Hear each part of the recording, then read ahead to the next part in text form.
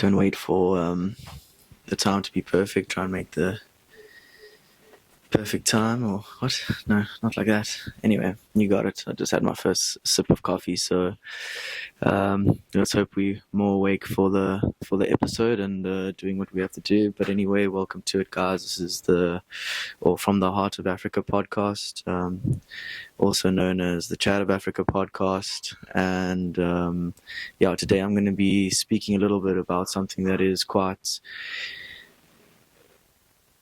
important to at least my understanding and context, which I believe that people need in this life, and it has to do with who we are as individuals and how we manage ourselves inside of this world. I did write down a few notes. I'm not sure if I'm going to stick to it because I've sort of learned that a script for me is a little bit difficult to follow.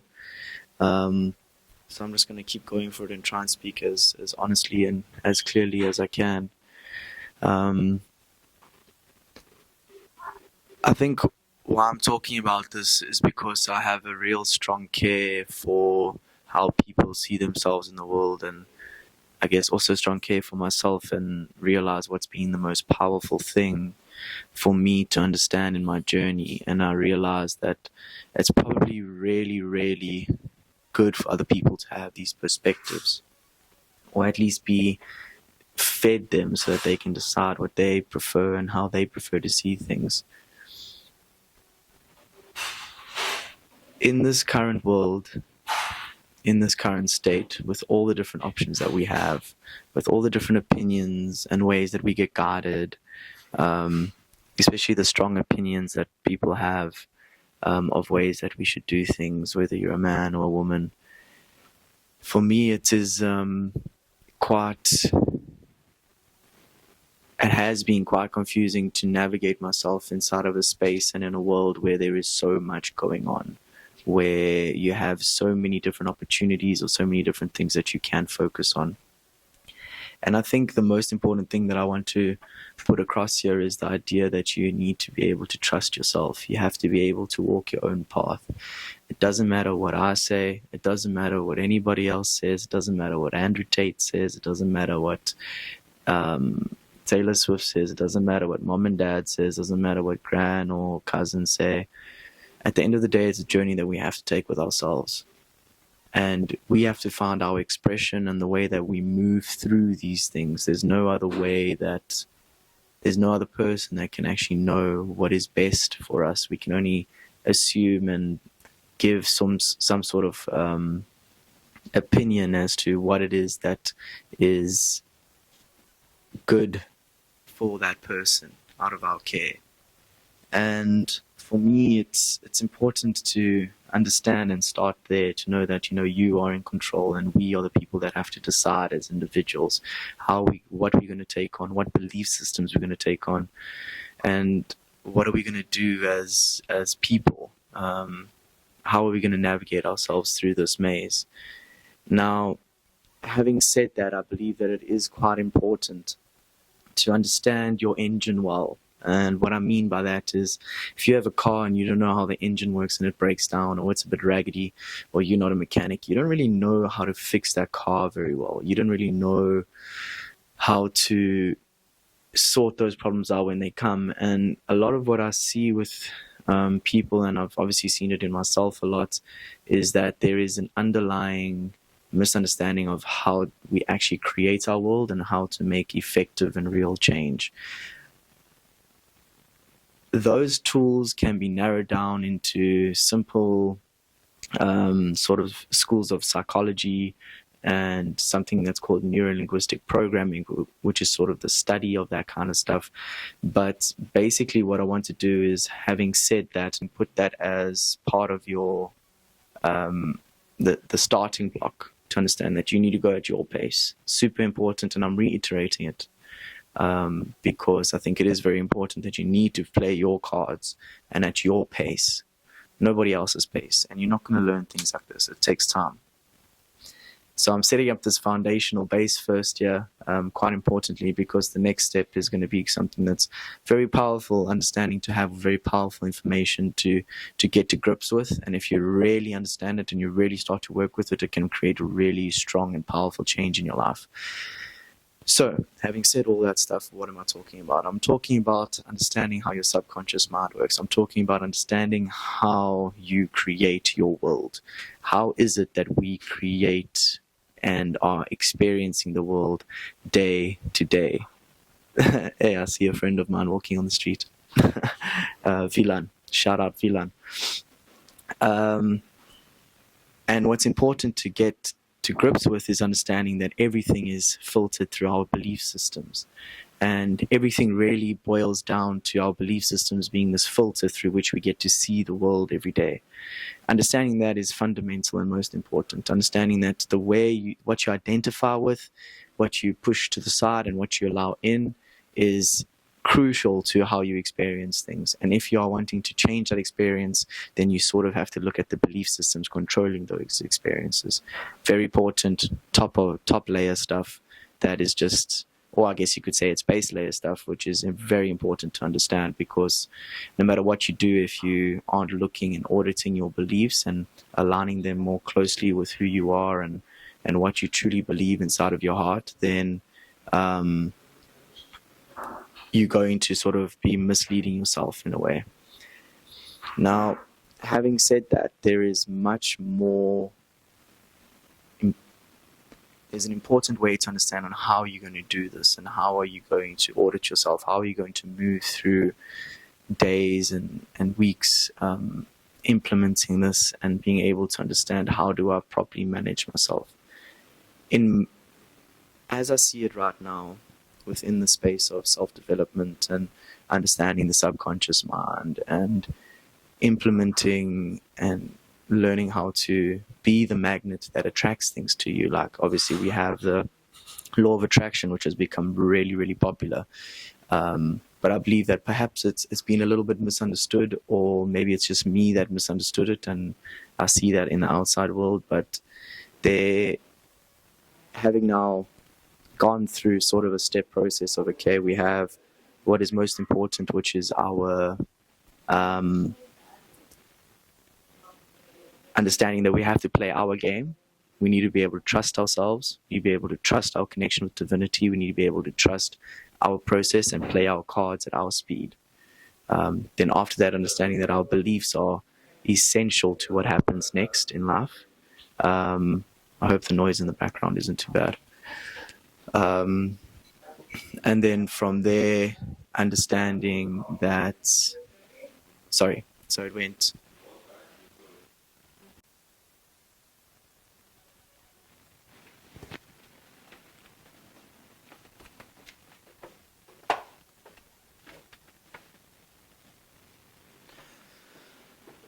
So now, how do we go about this?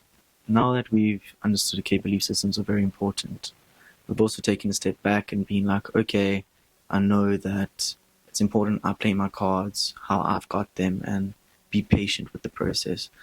But now, when we go on our day-to-day, how do I implement this? How do I become the version of myself that I want to see, that the universe wants to see, that everybody else actually really wants to see? And you can break this down into 3 parts. And I take this from one of the books that Joseph Murphy wrote, the author of this book, The Power of the Subconscious Mind. It's not out of this one in particular, but it is from, we got a beep going on. Okay, that's good. It is from another book that he wrote. So not this one in particular, but another one. And has to do with learning how to balance and work with the head, the heart, and the hand. And I'm going to break those down for us now.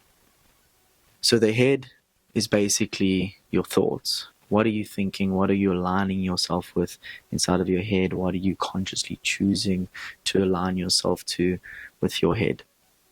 Very closely related to that is your heart. What is it that I feel? What am I most emotionally connected to? Where do my passions lie? Where do the things, or what are the things that get me excited?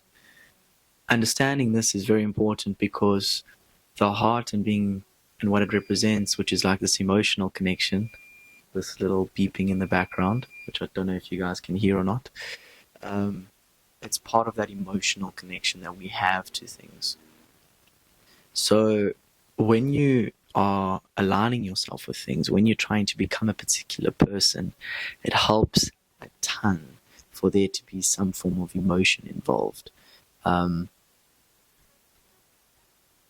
emotion in the heart center is sort of like this huge power generator that allows things to sort of attract to you and come to you and move you along in a way that's going to make it consistent and go for long periods of time. If you're just using the head, it's going to be a little bit difficult and there's no like heart in it, because the thing is, you're going to have to go for long. This is a long-term journey. You're stuck with you for the rest of your life. So if you're just using your head, you don't have that like drive underneath you, that power underneath you that's going to pick you up when things get a little bit difficult, and when transforming and becoming the person you want to become sort of tests you, and life tests you. So having that is very important, the emotional connection to it, and the feeling of that sort of true to me is extremely important. And then lastly, the hand. The hand is metaphorical or representative of the actions. We have to, in this realm and in this world that we live in, we need to act and we need to do. And the combination of these three things, the head, the heart, and the hand, working together on a daily basis, figuring out your balance between the three, is what's probably going to be the key for you being able to create a version of yourself that is this beeping sound now gets to me, that's going to give you the ability to recreate and move yourself towards the version of yourself that you actually think is the right, or not the right, but the best expression of you, the happiest version of you. And it's interesting having said that, because I think what's very important is to believe that we do actually deserve happiness and peace and calmness and all those different kind of things. I know in this world it seems like something that might, to a lot of us, seem so far out, because it's this world that we're living in. But I think having that belief system, or trying to learn to believe that you actually are capable of, being fulfilled and feeling full inside of yourself, that's super important, I believe. And it's something that I think I've had one of the biggest struggles to sort of get to grips with, because of my past and, the heavy conditioning of negativity and all those kind of things. But it's very possible. It's extremely possible. So now we have these three core aspects: the head, the heart, and the hand. We have to be able to learn what is the balance between these things that we can use on a daily basis. Not only leaning into the hand and acting all the time, but also being brave enough and calm enough and patient enough to be able to take a step back and be like, okay, what am I thinking? How have I thought about this right? Have I used my mind a little bit better in order to maybe be a little bit more clever about the situation? Is there things I haven't taken into account? And then obviously checking in with the emotions, checking in with how you are feeling as an individual, and aligning yourself accordingly and your thoughts accordingly, and trying to learn the way and being like, okay, my head's there, now my heart is there as well. Now let me act and let me try and put it into this physical body. Let me try and put it into this physical realm. It's quite a beautiful process, but it is one that I encourage, and you definitely need to have a long-term scope for it, because becoming a new individual or becoming your highest version of yourself is not an easy process. It's a process that does require discipline, but also allowingness and ease in using these three parts, because you're going to use your heart to generate that frequency and that passion and that emotion to be like, yes, this is what I want, universe, bring it to me, kind of thing. You're going to use your head to align your thoughts accordingly and not allow your thoughts to get, or your mind and your thought processes and your attention to get distracted and move towards other things that aren't actually aligning with that. It's going to teach you, it's going to allow you to put your frequency and tune your frequency to what it is that you actually want, and less and less get distracted by the things that come in our day-to-day which aren't aligned with that. And then of course the hand and acting and doing it and implementing it, because that's probably the most strong way to really solidify it into this physical realm, into this world, is by learning to take that head and the heart, and then I'll be able to enact it and be able to do it regularly, continuously, and make it habitual. This is some intense stuff, especially if you come from a broken background or if you come from large amounts of trauma. It's no easy process. But I want to stop right there and say that it's possible no matter who and what circumstance you have. And I know this because of my circumstance and how far back I had to start in doing all of these things. And just the fact that I managed to stay alive and move through all these things and sort of be on this journey of finding this higher expression of myself and becoming this higher version of myself is a testament to the fact that anyone can do it. And you look all over the place, everyone that's sort of successful, most of the time at least, have been through massive trials and tribulations. So it's sort of like a precursor to making a very strong person, it seems, which is quite interesting. Following on with some of my notes here, which I just want to elaborate on a little bit, is the idea of this illusion that you can just sit there and magnetize your life towards you, especially with this whole law of attraction thing that's become very popular, and just understanding. But I think I've covered it well enough in telling you about the balance of the head, the heart, and the hand, to be able to say, like, okay, we don't necessarily need to believe that we only have to act, and that action is the most important thing. Obviously it's important, but the other two are also important. And the reverse is true. It's not only the head and the heart are important, like, you need action. And I think what's important here is, and I'm saying important a lot because they are important things, I guess. What I want to reiterate here is how I started the video, which is to understand that it's your journey and you have to go about it in your way. You might hear all this stuff, learn all this stuff now, and notice, yo, this is actually really good stuff that could help me. But then you notice you keep moving forward and you don't actually pay attention to it. That's fine. That just is what it is. Like, you might not be ready. You might need to go on another journey. Like, you were fine and living before you got this information, and you'll be fine and living and going on your path afterwards. Just because we know something, or we know something should be a certain way, doesn't necessarily mean we're going to do it that way. And it does take time for us to become these people and to instill these habits that are actually our highest expression. But we are human beings, and we have our own biases and our own resistance to things and our fears and all those kind of things. So it takes time. So having this sort of information and listening to all this, at the end of the day, you must play your cards and your hand the way you want to play them. No one else can really tell you how to do it. This episode is more of a informative one, an information one that, you know, maybe it's just a small piece of it or a whole bunch of it that you take with you and you like actually inquire a little bit more about. But yeah, if you are on a journey of trying to learn how to better manage yourself, how to not go on loops all the time, like try and better understand how to not go on loops, and face the same problems over and over again, then I highly recommend focusing in on that.